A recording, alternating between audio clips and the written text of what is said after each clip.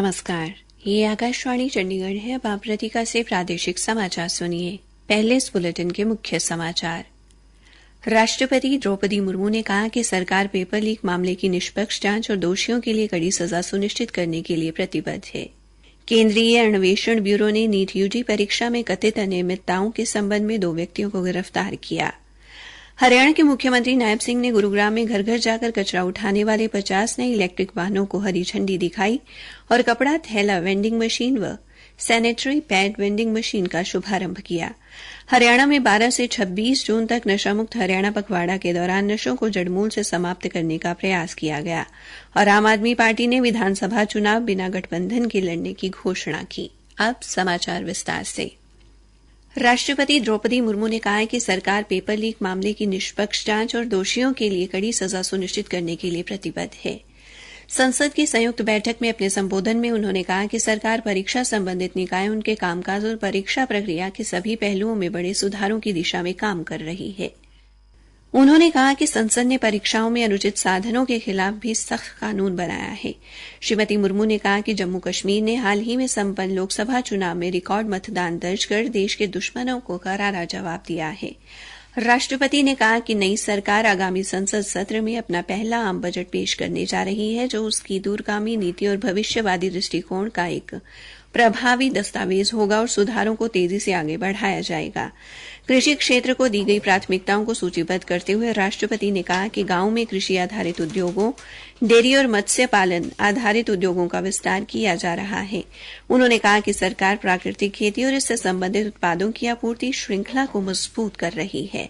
अगले महीने की 1 तारीख से लागू होने वाले भारतीय न्याय संहिता का जिक्र करते हुए राष्ट्रपति ने रेखांकित किया कि अब सजा पर न्याय की प्राथमिकता मिलेगी, जो संविधान की भावना के अनुरूप भी है। उन्होंने कहा कि इन नए कानूनों से न्यायिक प्रक्रिया में तेजी आएगी।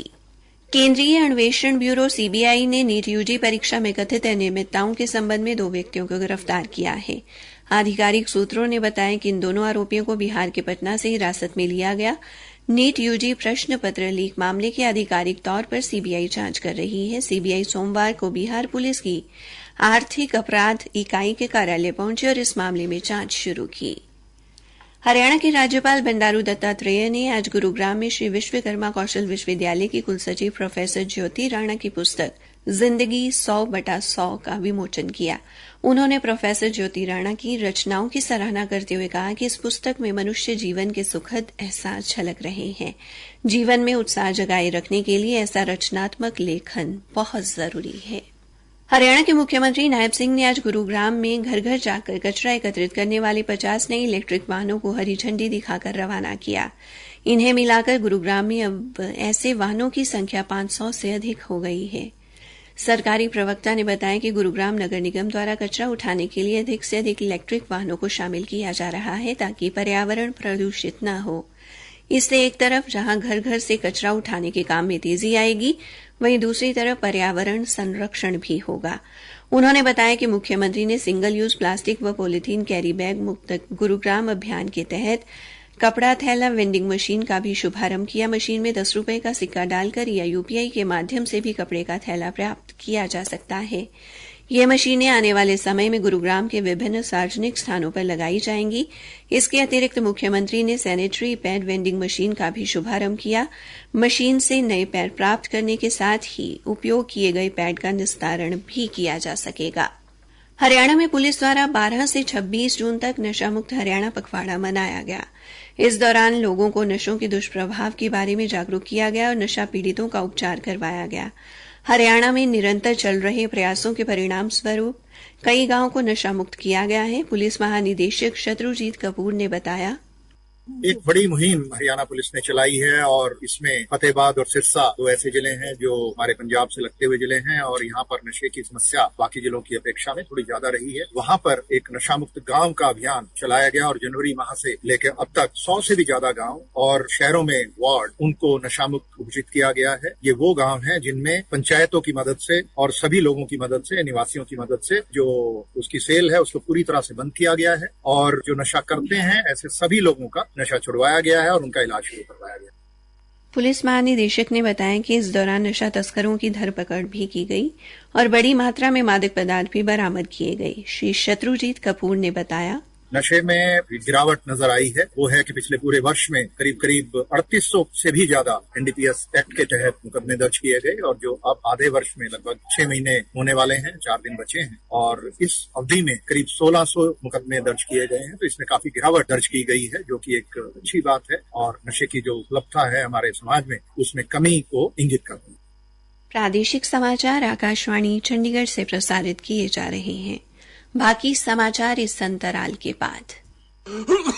और ताऊ ठीक से ले तने टीबी रोग में हुई नई शुरुआत के बारे में बताऊं। अच्छा वो कैसे है भाई? रत ताऊ तने याद होवेगा जन्म पाछे ही अपने छोटे बालका ने एक टिक्का लगा कर ऐसा टीबी से बचाव खातर। ई वो बीसीजी टिक्का बड़े बूढ़े वयस्कों ने भी लगेगा। हरियाणा सरकार अभी इस टिक्के ने जिला अम्बाड़ा, भिवानी, हिसार, झज्जर, जींद, कैथल, मेवात, पंचकुला, रोहतक और सोनीपत में भी लगा रही है। इस बीसीजी टीके से घबराना नहीं, टीबी से खुद को बचाना है। तो आगे आओ, बीसीजी का टीका लगाओ, प्रदेश को टीबी मुक्त बनाओ। टीबी हारेगा, देश जीतेगा। अधिक जानकारी के लिए डायल करें 1800-11-11-6666। राष्ट्रीय स्वास्थ्य मिशन, स्वास्थ्य विभाग हरियाणा द्वारा जनहित में जारी। आम आदमी पार्टी के प्रदेश वरिष्ठ उपाध्यक्ष अनुराग धांधा ने आज रोहतक में कहा कि पार्टी विधानसभा चुनाव बिना गठबंधन के ही लड़ेगी। सभी 90 विधानसभा क्षेत्रों के अंतर्गत आने वाले बूथों पर जनसंपर्क करेगी। उन्होंने कहा कि इंडी गठबंधन केवल लोकसभा चुनाव के लिए था। उन्होंने कहा कि आम आदमी पार्टी अकेले विधानसभा चुनाव लड़ने में सक्षम है। हरियाणा के पूर्व मुख्यमंत्री दुष्यंत चौटाला ने कहा है कि जननायक जनता पार्टी सभी 90 विधानसभा क्षेत्रों में संगठन की मजबूती पर ध्यान केंद्रित करेगी। उन्होंने कहा कि विधानसभा चुनाव की तैयारियों को लेकर सभी 22 जिलों के कार्यकर्ताओं से प्रतिक्रिया ली जाएगी। आज चंडीगढ़ में एक पत्रकार वार्ता को संबोधित करते हुए उन्होंने कहा कि ये चुनाव प्रधानमंत्री नरेंद्र मोदी को हराने और जिताने का था। हरियाणा विधानसभा चुनाव लोकसभा से विपरीत होगा। एक सवाल के जवाब में श्री चौटाला ने कहा कि बीजेपी के साथ गठबंधन करने से जेजेपी को नुकसान हुआ है। उन्होंने कहा कि किसान आंदोलन जैसे विषय के कारण जनता का बीजेपी के प्रति रोष था और उसका खामियाजा जेजेपी को भुगतना पड़ा। आगामी हरियाणा विधानसभा चुनाव को लेकर भारतीय जनता पार्टी की परसों शनिवार को कुरुक्षेत्र विश्वविद्यालय में एक विशेष बैठक होगी। बैठक की अध्यक्षता केंद्रीय गृह मंत्री अमित शाह करेंगे। बैठक में केंद्रीय मंत्री मनोहर लाल, हरियाणा के मुख्यमंत्री नायब सिंह के साथ साथ प्रदेश के सभी मंत्री, सांसद व बीजेपी के वरिष्ठ पदाधिकारी शामिल होंगे। कुरुक्षेत्र में राज्य मंत्री सुभाष सुधा ने बताया कि बैठक में चुनाव के दृष्टिगत प्रदेश कार्यकारिणी सदस्यों के साथ साथ उपस्थित सभी मंत्रियों, सांसदों व पदाधिकारियों का चुनाव के लिए किए जाने वाले कार्यों के बारे में मार्गदर्शन किया जाएगा। उन्होंने कहा कि बैठक में लगभग 2500 से अधिक कार्यकर्ता भी हिस्सा लेंगे। हरियाणा के खाद्य नागरिक आपूर्ति एवं उपभोक्ता मामले मंत्री मूलचंद शर्मा ने सार्वजनिक वितरण प्रणाली के तहत गरीबों को समय पर राशन मिलना सुनिश्चित करने के निर्देश दिए हैं। उन्होंने अधिकारियों से कहा कि इस मामले में किसी भी प्रकार की कोताही बर्दाश्त नहीं होगी।